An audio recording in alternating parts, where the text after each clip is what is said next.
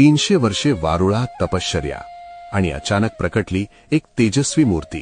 तो क्षणच बदलून गेला इतिहास. तेच होते अक्कलकोटचे श्री स्वामी समर्थ महाराज.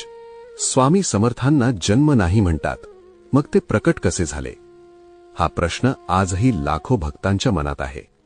श्री स्वामी समर्थ महाराजांना जन्म आणि मृत्यू दोन्ही नाही, मग ते प्रकटले की जन्मले? चला आपण जाणून घेऊया. श्री स्वामी समर्थ महाराज हे आंध्र प्रदेशमधील श्रीशैल्य जवळील असलेल्या कर्दळी वनात प्रकट झाले.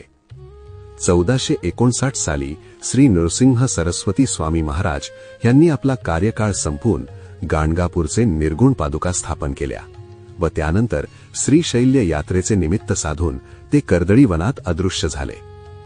याच कर्दळी वनात सुमारे 300 ते 350 वर्ष महाराजांनी कठोर तपश्चर्या केली आणि त्या काळामध्ये मुंग्यांनी त्यांच्या अंगावरती वारुळ रचले.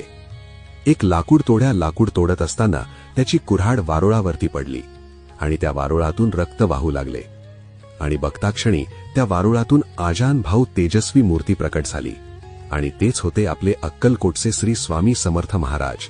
आणि त्याच दिवसाला आपण प्रकट दिन म्हणून साजरा करतो. नंतर ते काशी, प्रयाग असे भ्रमण करत ते उत्तरेकडून दक्षिणेस आले.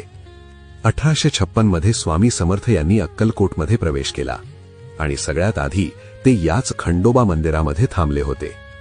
स्वामींनी 22 वर्ष अक्कलकोटमध्ये वास्तव्य केले आणि अक्कलकोट हे तीर्थक्षेत्र झाले.